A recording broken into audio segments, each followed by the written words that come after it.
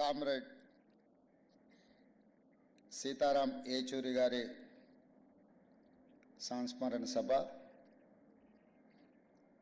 వారికి సంబంధించిన పుస్తకావిష్కరణ కార్యక్రమంలో పెద్దల్ మోహన్ కంద గారు,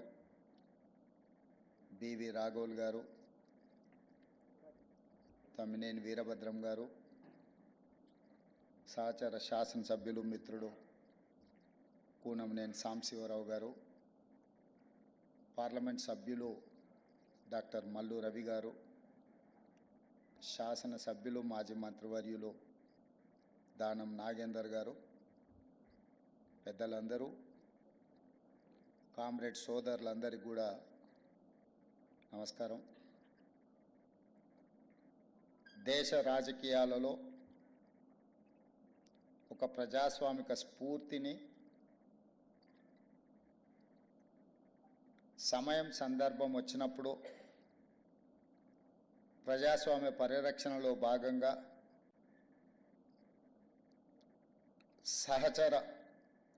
సహజ మిత్రులైన కాంగ్రెస్ పార్టీని కూడా విధానపరమైన ఆలోచనలో విభేదించి ఈ దేశంలో ఉండే పేదలకు, ప్రజాస్వామిక వాదులకు ప్రభుత్వం యొక్క విధి విధానాలు ఉపయోగపడాలి అని చెప్పి పేదల పక్షాన గలం విప్పిన సీతారాం ఏచూరి గారు మన మధ్యలో లేకపోవడం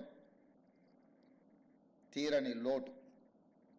కానీ వారి ఆలోచన విధానం, వారు విద్యార్థి దశ నుండి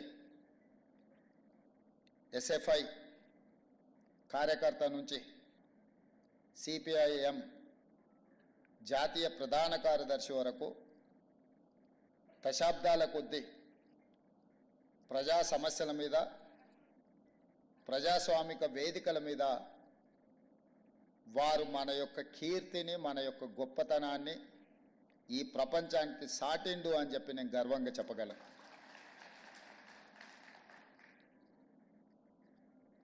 వారిని నేను తక్కువ కలిసిన, కాకపోతే పిసిసి అధ్యక్షుడు అయిన తర్వాత ఒక 2 సార్లు కలవడం జరిగింది.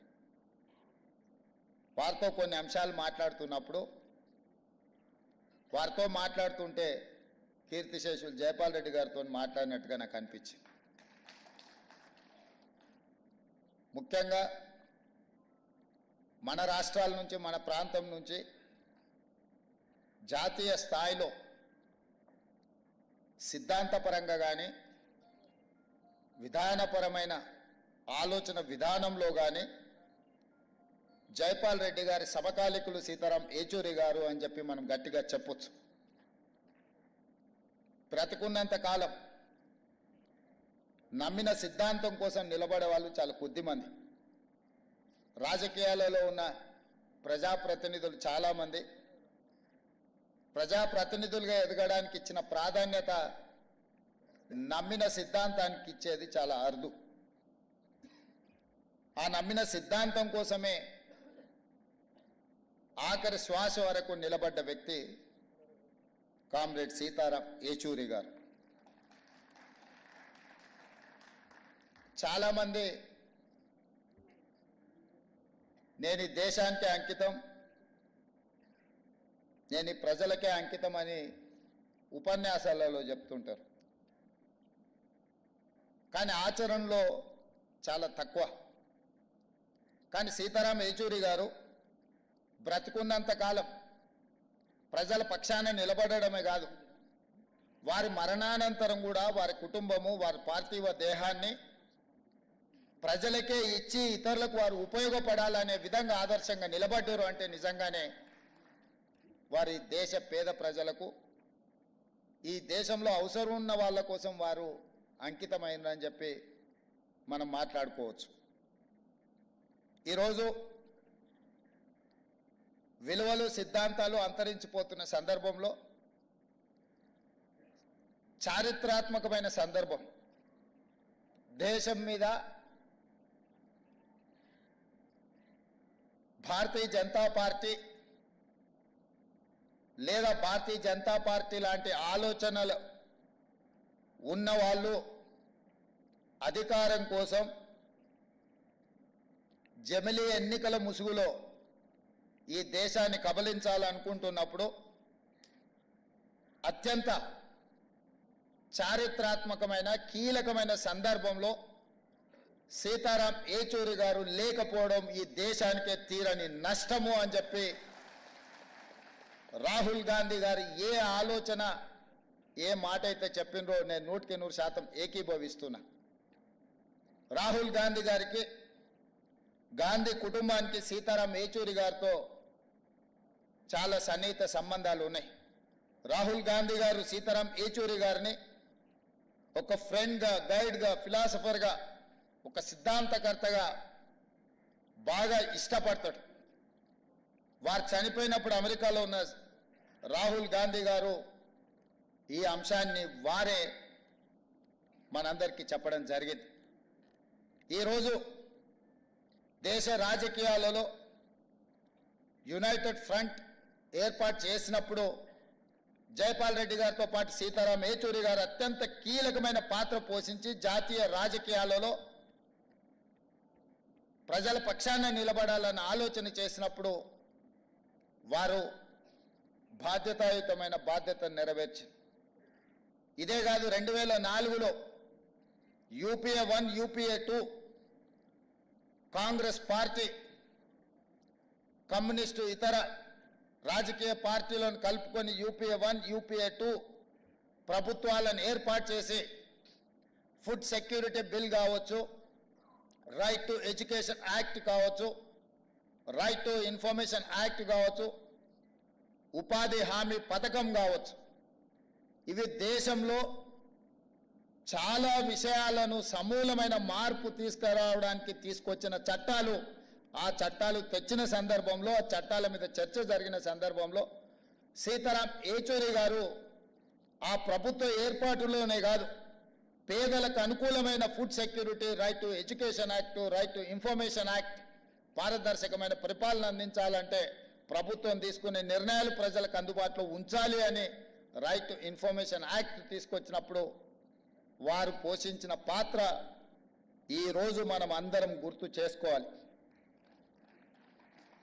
ఈరోజు సామాన్యుడికి విద్యను అందించాలన్నా ప్రభుత్వం తీసుకుంటున్న నిర్ణయాలు ప్రజలకు తెలవడానికి అవసరమైన సమాచార హక్కు చట్టాన్ని ఈరోజు ప్రజలకు అందించిన యూపీఏ 1, యూపీఏ 2లో సీతారాం ఏచూరి గారు చాలా క్రియాశీలక, చాలా కీలకమైన పాత్ర పోషించి, అలాంటి సీతారాం ఏచూరి గారు అధికారాన్ని నిలబెట్టుకోవడానికి భారతీయ జనతా పార్టీ తీసుకొస్తున్న రాజ్యాంగ మార్పులు కావచ్చు, రాజ్యాంగ సవరణలు కావచ్చు, రాజ్యాంగ సవరణ పరిపాలన పరమైన అంశం కాదు, యూనియన్ ఆఫ్ స్టేట్స్, రాష్ట్రాల యొక్క సమ్మిళితమే, రాష్ట్రాల యొక్క కలయికనే ఈ దేశం. యూనియన్ ఆఫ్ స్టేట్స్ అనే స్పిరిట్ని ఈరోజు దెబ్బతీసి జమిలీ ఎన్నికల ముసుగులో తమ ఆధిపత్యాన్ని నిరూపించుకోవాలని చెప్పి బీజేపీ చేస్తున్న ప్రయత్నాన్ని తిప్పికొట్టాలి. ఈ తిప్పికొట్టాల్సిన కీలక సమయంలో సీతారాం ఏచూరి గారు లేకపోవడం ఇది దేశానికే తీరని లోటు. ఇది సిపిఎంకు, కామ్రేడ్ కార్యకర్తలకు కాదు.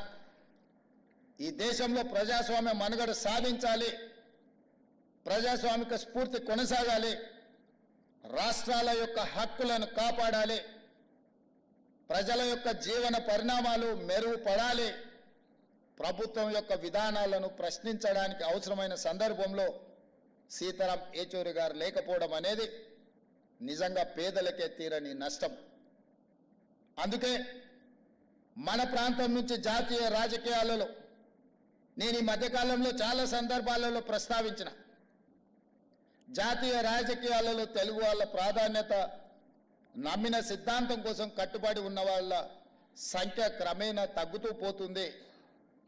కనీసం మనం చెప్పుకోవడానికైనా మనకు ఒక దిక్సూచిలాగా ఉండాల్సిన సీతారాం ఏచూరి గారు మన మధ్యలో లేకపోవడం చాలా బాధాకరం.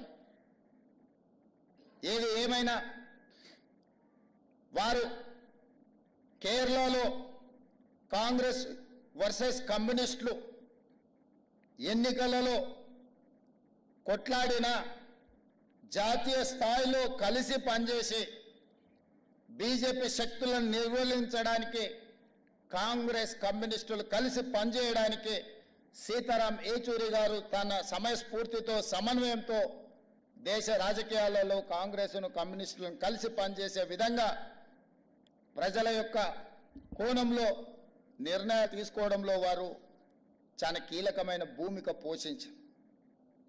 అలాంటి వ్యక్తులు చాలా అరుదు.